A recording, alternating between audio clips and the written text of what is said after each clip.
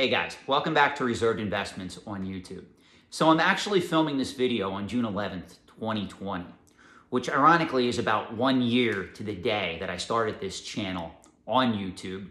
And ironically, back then, I never expected this channel to take off. As a matter of fact, it was kind of a joke to me.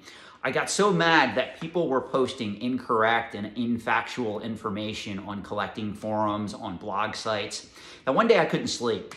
And it was 1 o'clock in the morning, and I remember I just turned on the camera, my hair was a mess, I was actually in a worn t-shirt, flannel pajama bottoms, and I started filming videos just about the video game side of collecting, and then I also started to touch on pop culture collectibles and antiques. And some of those earlier videos, when I go in and watch them again, I don't even recognize myself, because it really wasn't an accurate representation of myself. I wasn't even confident in my speaking ability back then. If you guys recall, the one video that I did, I was extremely tired, and I don't drink caffeine, ironically. So I literally just woke up, turned the camera on, and I think every other word was okay. And people still go back to that video when they watch it, and they'll put in the comment section, okay, as a joke, because of the fact that I was not well-spoken in a lot of those earlier videos. But they did seem to resonate with a lot of people. So I honestly thought within 6 months, I would be off of YouTube entirely, and I would be able to tell everybody, hey, I started a YouTube channel, it didn't work, nobody cares about learning the antiques and collectibles trade. I can go back and focus on my consulting business, my corporate job, and just writing articles for trade publications like Antiques and Auction News. Well, ironically, a lot of other YouTubers came along and they saw the content that I was producing, and little by little, they started sharing it on their channel, and they said, look, this crazy guy at 1 o'clock in the morning who looks a mess is talking about grading video games, or why certain pop culture collectibles are not good investments. And little by little, people started to take notice. And ironically, what happened in my case, a lot of people took notice that didn't like the channel. And what they did was, they went to all these collecting forums and they said, don't watch this guy. Look at what he's talking about. He doesn't understand what he's talking about. Not realizing that my success in life pretty much came from the antiques and collectibles trade. So little by little, I attracted more viewers, more followers, and here we are today with 2,000 subscribers, or approaching 2,000 subscribers. So you guys know what this means.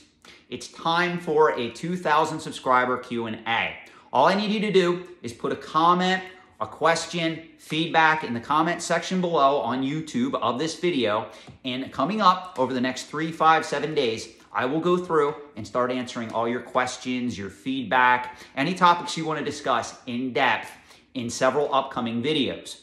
Now, those of you that have been with me when I did a 1,000 subscriber Q&A or a 1,500 subscriber Q&A, you guys know that people love to leave a lot of detailed comments. So my subscriber videos are generally broken up into a particular amount of sub videos, meaning usually there's 3, 4, or 5 parts in some cases, because I like to answer all the questions that I get in detail. One of the things that I do want to apologize to a lot of my subscribers and viewers about, I used to be very good at answering every comment or every question I got in a lot of my YouTube videos. I am losing control of the comment section just because a lot of my videos are getting more views than expected, and I also am getting a rather large subscriber base. I pretty much figure I can handle managing my own comments up until about 5,000 subscribers.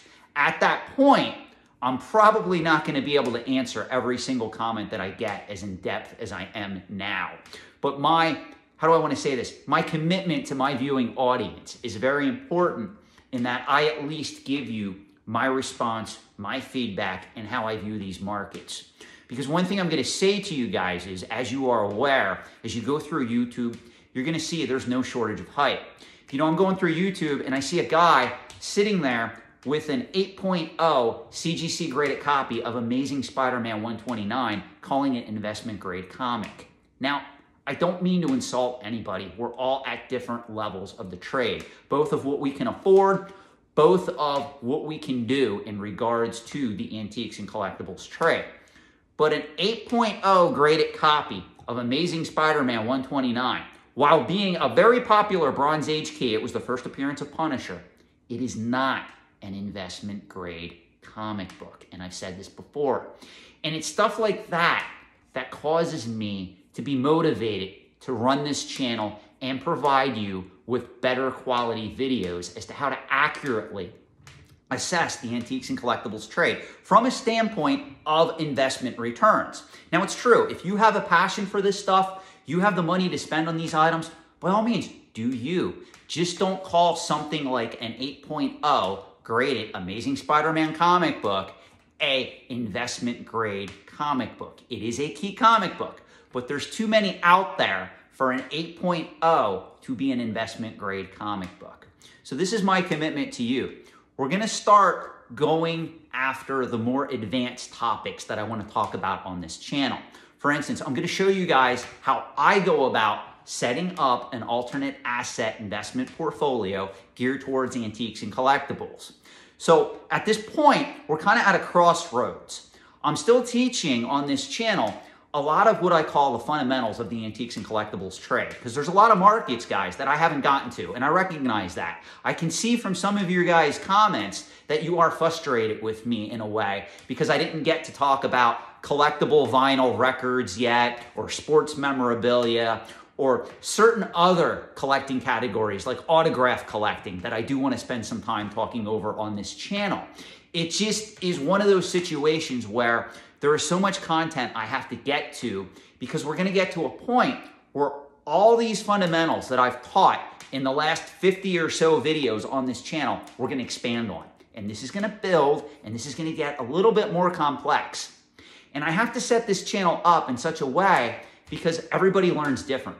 So if I would do like 3 videos in a row where I would just build on one topic, a lot of people would reach out and they would say, hey, Sean, you've been talking about this topic too long. You need to switch gears and talk about Pokemon or Magic or video games or comic books.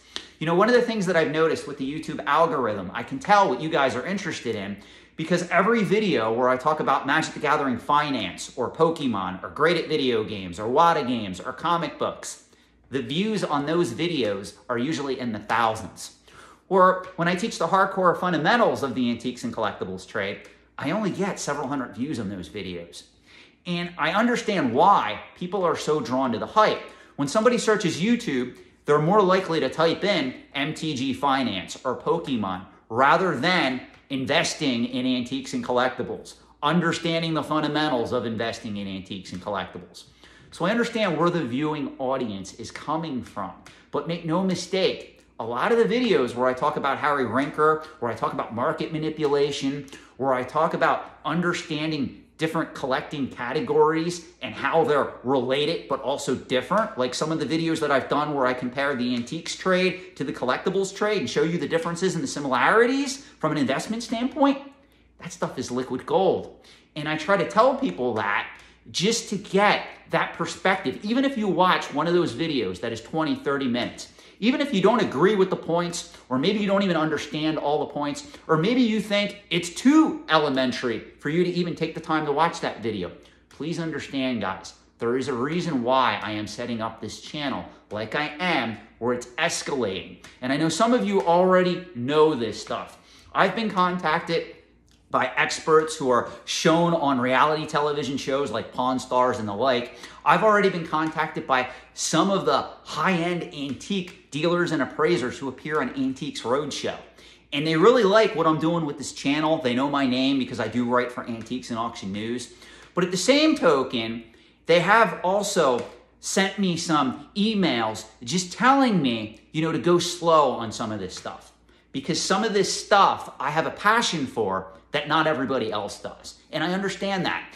Some of you guys have reached out and you said, hey, Sean, I'm not interested in collecting coins, or I'm not interested in collecting traditional antiques, but I love Pokemon. And I tell you, okay, then go after Pokemon. But just understand the risks and the dynamics of the market before you put $10, $20, $30, $40, $50,000 in Pokemon.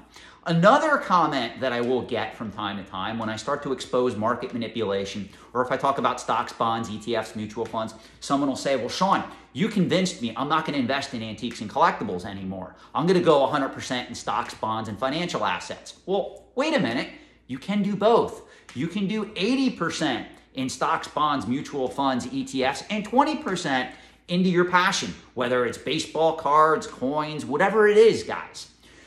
There's nothing wrong with having exposure to these markets. What I try to show on this channel is tricks of the trade and a behind the scenes look at how the antiques and collectibles trade really operates. If this appeals to you, and this is the first video that you're watching on this channel, please consider subscribing. I'm going to tell you, some of the content that I do produce is going to be frustrating for some of you guys who are in the speculator mindset where you only focus on Magic the Gathering channels or Pokemon channels or comic book investing channels or, heaven forbid, video game channels where graded video games and vintage video games are all the rage right now. I just ask that you at least open your mind to what I am presenting on this channel and try to learn some of the fundamentals and apply them. If you can do that, I assure you, whatever path you take, you will be successful. And that's what's most important. Thank you guys. Good night. I look forward to your comments. I look forward to doing this Q&A series as this channel surpasses 2,000 subscribers. Again, from the bottom of my heart, thank you all.